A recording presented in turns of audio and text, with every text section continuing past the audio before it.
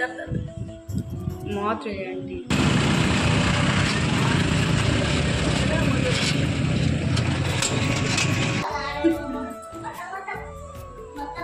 हम लोग ससुराल में बहुत बार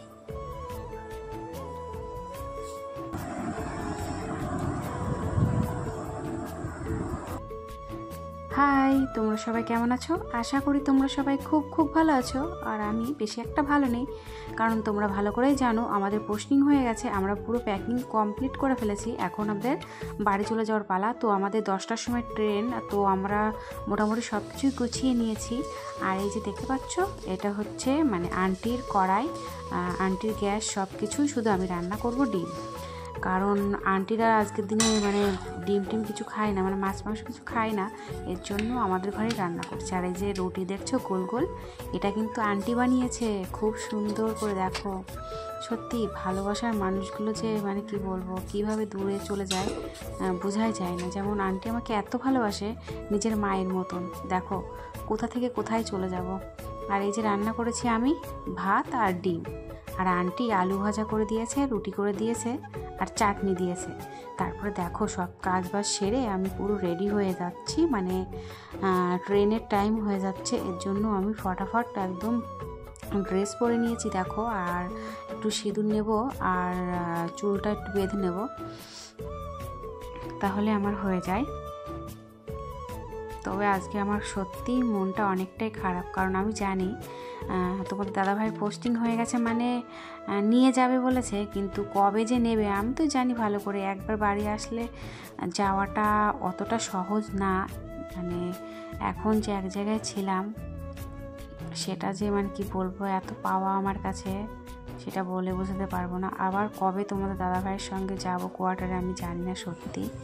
আর এই দেখো আন্টি এত কান্না করছে, কিন্তু এত কান্না করে না। যেমন আমার ছেলেকে ভালোবাসে তেমনি আমাকে ভালোবাসে। কি বলবো, এতদিন ছিলাম সত্যি। এই যে দেখতে পাচ্ছ আমাদের এসএসবির ফ্যামিলি, তো এরাও খুব ভালো। কামনা আর মানে আর একটা ভাবির নামটা আমি জানি না, তবে এরা এত পরিমাণে ভালো ছিল।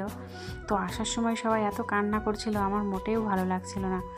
তো দেখো কোম্পানির গাড়ি যাচ্ছে, দেখো এদিকটায় হেডকোয়ার্টার। তো আমরাও চলে এসেছি প্রায় রেল স্টেশন। তো আর কিছুক্ষণের অপেক্ষা, তারপরে আমরা ট্রেনে উঠে পড়বো। পুরো মানে কি বলবো, বিহারে আর কোনো দিন আসতে পারবো কি না পারবো জানি না, তবে আমার জীবনে আমি 3.5 বছর 4 বছর থেকেছি, তো বেশ আমার ভালোই লেগেছে। তোমাদের দাদাভাই দেখো এখন ব্যাগগুলো নিয়ে, লাগেজগুলো নিয়ে যাচ্ছে আর কি। অনেকটা দূরেই এখান থেকে, হাওড়া ট্রেনে যাব আমরা, অনেকটা হেঁটে যেতে হবে, যেহেতু ওই দিকটা ঘুরে যেতে পারবো না, গেট পড়েছে, তো আমাদের এই দিক থেকেই যেতে হবে। এই ট্রেনটাই আমরা যাব। তো ট্রেন ছাড়বে তোমার 10টায়, আমরা 8:30টার সময় চলে এসেছি, তার জন্য বসে আছি। যখন ট্রেনের টাইম হবে তখন আমরা ট্রেনে উঠে পড়ব।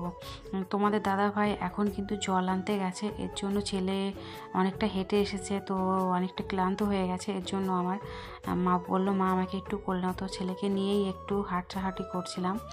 আর ওই যে দূরে দেখতে পাচ্ছ তোমাদের দাদাভাই ট্রেনে উঠে পড়েছে, আমরাও একে একে উঠে পড়েছি ট্রেনের মধ্যে।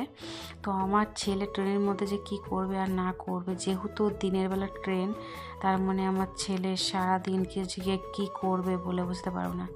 রাত্রেবেলা ট্রেন হলে অসুবিধা হয় না, শুয়ে পড়লেই ব্যাস সকাল হয়ে গেলেই পরে নেমে পড়বো, কিন্তু এখানে তোমার সারাদিন যে কি জ্বালাবে। আর এই যে দেখতে পাচ্ছ আমার মানে কি বলবো, একটা ভালো লাগা ভালোবাসার জায়গা, যেখানে আমি 3 বছর থেকেছি, সেখান থেকে আমরা চলে যাচ্ছি।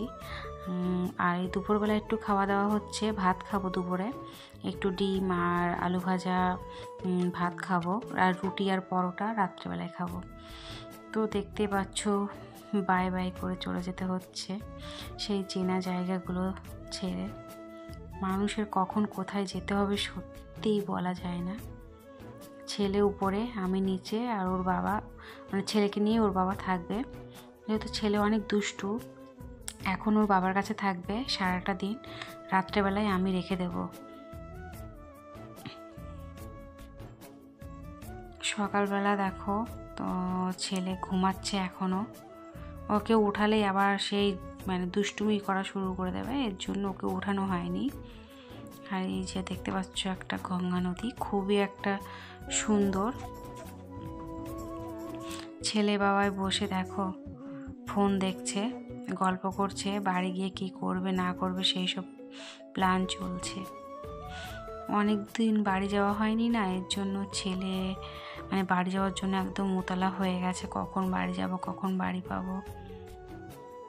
আমি একটু শুয়ে আছি, ছেলে যা দুষ্টুমি করে ওকে রাখতেই হয়ে যায়। তো দেখো এই যে রুটিগুলো আন্টি দিয়েছে, আর এই পরোটাগুলো আমার একটা মানে এসএসবি ফ্যামিলি কামনা দিয়েছে, চাটনি দিয়েছে, অনেক কিছুই দিয়েছে। তো এখন খাওয়ার পাড়া। আমরা খাওয়া দাওয়া করলাম, বেশ রেস্ট ফেস্ট করলাম, তারপর আর ক্যামেরা করতে পারিনি। আমরা কিন্তু ব্যান্ডেল নেমে পড়েছি রাত 2টোর সময়, একদম রাত 2টোর সময় ব্যান্ডেল নেমে পড়েছি। এখন আমাদের ওখানকার ট্রেন আসবে, তারপরে উঠবো, তারপরে আমরা বাড়ি পৌঁছাবো আর কি। তো তার জন্য ওয়েট করছিলাম। দেখো অনেকটা রাত হয়ে গেছে, এই দেখো ট্রেনে উঠে পড়েছি, একদম ঠান্ডা হাওয়া, বেশ ভালোই লাগছে।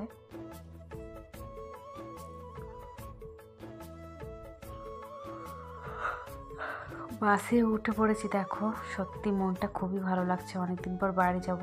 মনটা বেশ মানে ভালো বলতে, বাবার বাড়ি যেতে পারলে আর বেশি ভালো লাগতো। তো শ্বশুর বাড়ি যাচ্ছি তো কোনো ব্যাপার না, সবাইকে দেখার পরে মনটা অনেক ভালো হয়ে যাবে। এই দেখো আমাদের গ্রামের টোটোতে উঠে পড়েছি, আর পুরোটা দেখো খোলা হাওয়া, খোলা মাঠ, সত্যি একটা আলাদা অনুভূতি, একটা ভালোবাসার জায়গা।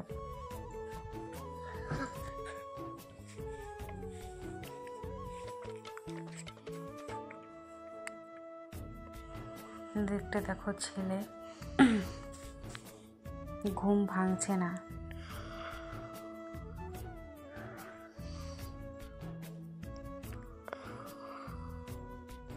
বাড়ি আসার পরে সত্যি যখন 1 বছর বা 9 মাস পর যখন বাড়ি আসি, বাড়িটার দিকে তখন তাকালে কান্না পেয়ে যায়। দেখো কত অগোছালো, কত নোংরা, সব পরিষ্কার পরিচ্ছন্ন।